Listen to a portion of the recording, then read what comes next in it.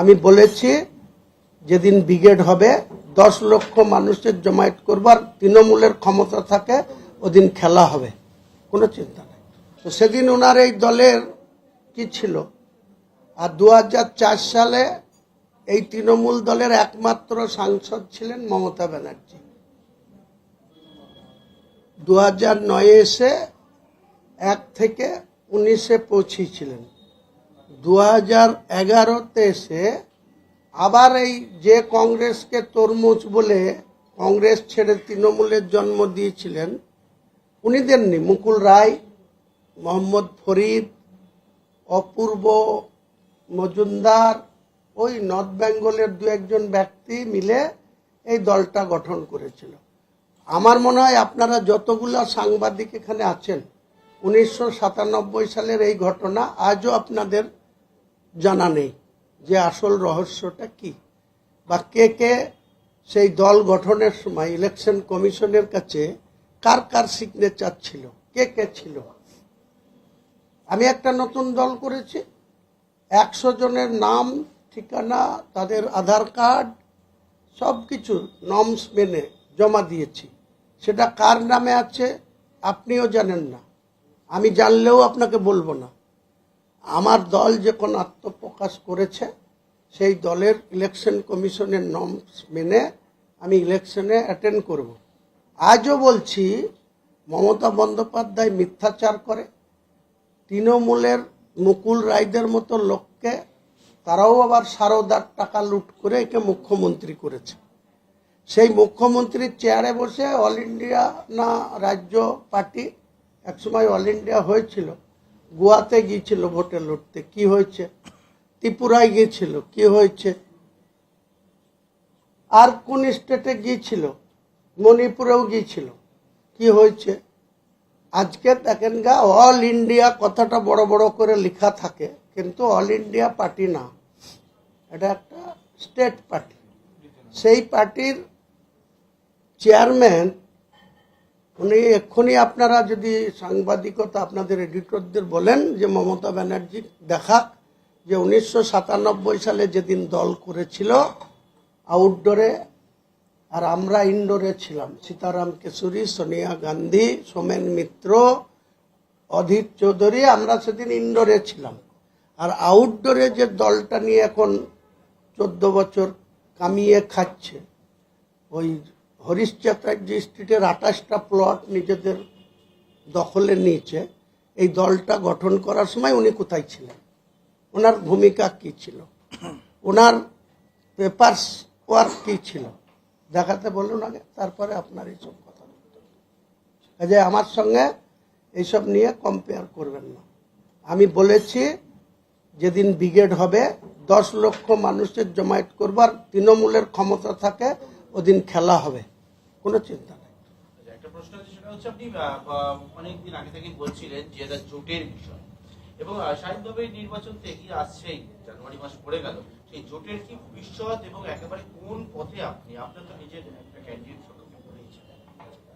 দেখুন, আমি আমার যে দল জনতা উন্নয়ন পার্টি, সেই পার্টি থেকে আমি প্রথমেই একাই লড়বো বলে 135টা আসনে আপনাদের সামনে রেখেছিলাম 22 তারিখে, যেদিনকে আমার দল মানুষের সামনে ওপেন করি সেদিন। পরবর্তীকালে এই 14 দিনের মধ্যে বহু জায়গা থেকে আমার কাছে আবেদন এসছে, সরাসরি ফোনে কন্ট্যাক্ট হয়েছে। আমি মালদা থেকে কুচবিহার 7টা জেলায় একজনকে আমার পর্যবেক্ষক নিয়োগ করেছি, তার বাড়ি মালদা। মালদা জেলা কমিটি করেছি, পশ্চিম মেদিনীপুর করেছি, উত্তর দিনাজপুরের জেলার যে সিরাজুল ইসলাম মণ্ডল, যে মমতা ব্যানার্জির প্রাণ রক্ষা করেছিল, তাকে জেলার কনভেনার করেছি। আগামী দিনে 31শে জানুয়ারি পর্যন্ত ওয়েট করুন, 1 ফেব্রুয়ারি ব্রিগেড হলে পূর্ণাঙ্গ স্টেট কমিটি, বিভিন্ন জেলার জেলা কমিটি, ব্লক কমিটি, অঞ্চল কমিটি এবং ওই বিজেপি পার্টির মতো মিস কল দিয়ে মেম্বারশিপ করব না।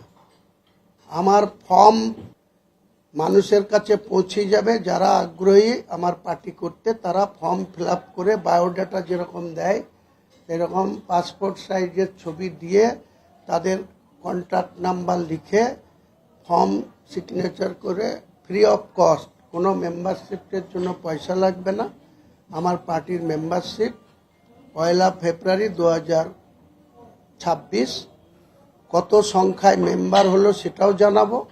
আর আর কে কে আমার জোটে তৃণমূলকে হারানোর জন্য থাকবে আপনারা ডায়াসে সেসব দলের নেতাদের দেখতে পাবেন।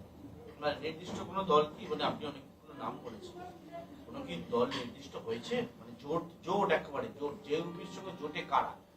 জোট অবশ্যই হবে, কারা সেটা আপনার জন্য অপেক্ষা করতে হবে ব্রিগেডের দিন পর্যন্ত। ব্রিগেডের দিনে জোট ঘোষণা করবেন, কার কার সঙ্গে থাকবে? বললাম তো, ব্রিগেডের দিনে যারা জোট করবে তারা ব্রিগেডের ডায়াসে উপস্থিত থাকবে। মিটিং তো আমি ডেকেছি জেইউপির চেয়ারম্যান হিসাবে। আমি তো বলিনি অল ইন্ডিয়া পার্টি আমার, আমি তো সবে রাজ্য পার্টি, রাজ্য জনতা উন্নয়ন পার্টির চেয়ারম্যান হিসাবে আমি ব্রিগেডের বন্দোবস্ত করছি। সেখানে নিশ্চয়ই কেউ যদি জোট না করে তাহলে আমার মিটিংয়ে ডায়াসে তারা উঠবে না, আর যদি আমার সঙ্গে জোট থাকে তাহলে তারা উঠবে, দেখতে পাবেন। 135টা বলেছিলেন, আজকে বললেন 182টা। এই যে কয়েকটা সিট বাড়লো, এটা কি জোটের কারণে নাকি যে সমস্ত মানুষজন আপনার সঙ্গে যোগাযোগ করছিল? আমাকে সরাসরি এখনো পর্যন্ত 294 মধ্যে আমি একাই ডিক্লেয়ার করেছিলাম 135। তারপরে সাধারণ মানুষের প্রার্থী হওয়া বা এই সরকারের বিরুদ্ধে, বিজেপির বিরুদ্ধে তারা আমাদের নতুন দলে অংশগ্রহণ করা এবং ভোটে নির্বাচনে প্রতিদ্বন্দ্বিতা করার জন্য আমাকে বলেছে। এবার আমি অপশান খোলা রেখেছি, মাত্র 9টা প্রার্থী ডিক্লেয়ার করেছি।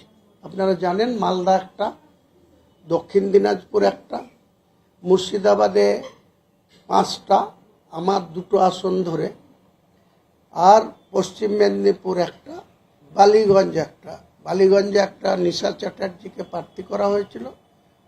তার সম্বন্ধে টিএমসির লোকরাই তার সব